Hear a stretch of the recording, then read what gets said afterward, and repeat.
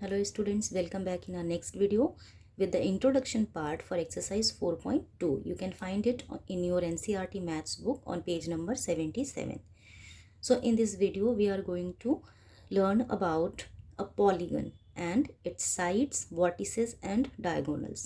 ठीक है, तो देखो polygon means क्या होता है, कोई भी शेप जो कि 3 या मोर देन 3 साइड से मिलकर बना होता है, ठीक है, उसको हम बोलते हैं पॉलीगन।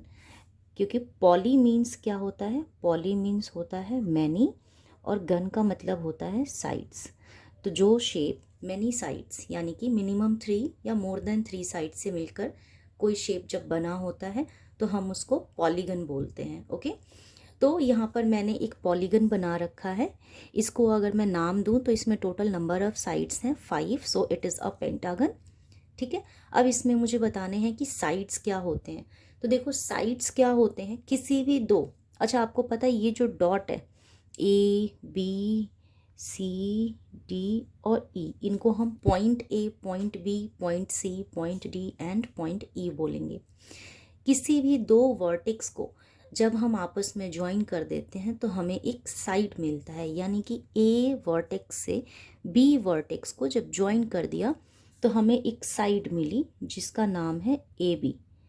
सिमिलरली बी से सी को ज्वाइन किया तो हमें दूसरा साइड मिला बी सी। फाइन, देन सी से डी को किया तो सी डी, डी से ई को ज्वाइन किया तो डी ई, और ई से ए को ज्वाइन किया तो ई ए। तो हमारे पास टोटल कितने साइड्स हैं, 5।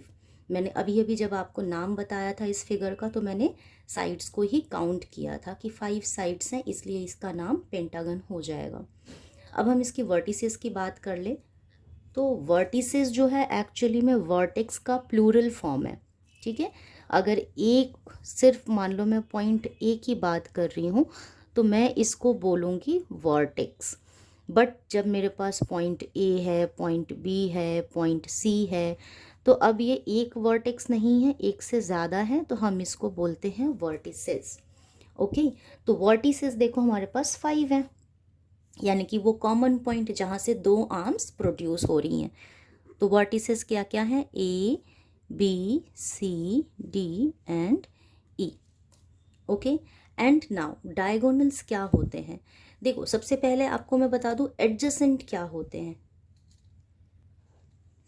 एडजेसेंट होते हैं, मैं इसको नॉर्मल लैंग्वेज में बोलती हूँ, आपका पड़ोसी, राइट। आपका जो पॉइंट ए के नेबर में कौन है, पॉइंट बी है और इधर साइड में पॉइंट ई है। तो एडजेसेंट क्या हो जाएगा, ए बी जो साइड है इसका एडजेसेंट, मतलब एडजेसेंट का मतलब पहले मैं आपको यहाँ पर एडजेसेंट बताऊंगी।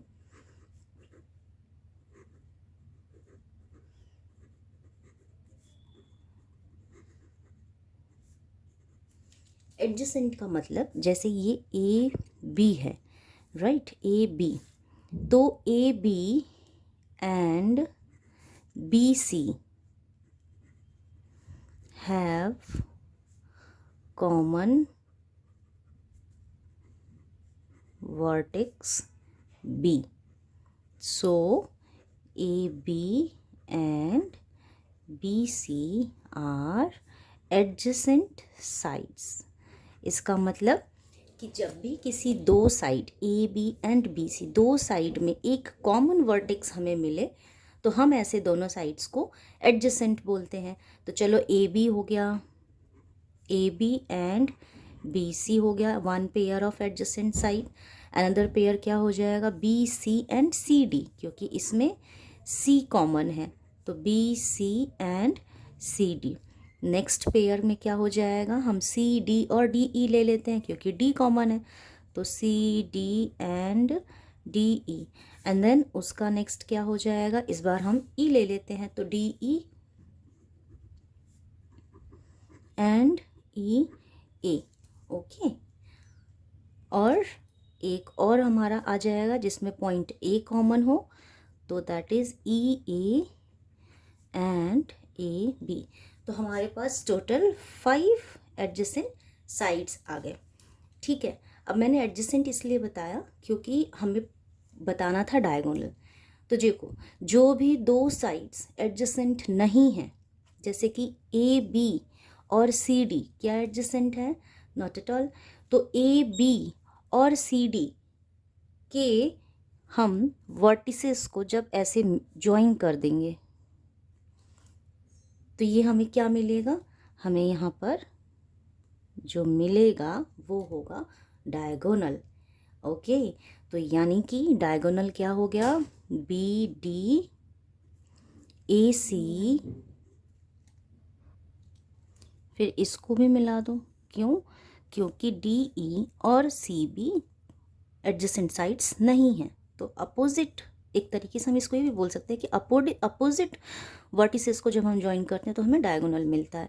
तो बी डी हो गया, ठीक है, ये वाला। फिर ए सी हो गया। अब मैंने एक और ड्रॉ कर दिया, ई सी। देखो ये सभी साइड्स के नाम हैं, तो आप इनके ऊपर ये सिंबल लगा सकते हो, ठीक है। तो अब नेक्स्ट हमारा कौन सा होगा? चलो ये वाला होगा, यानी कि बी ई।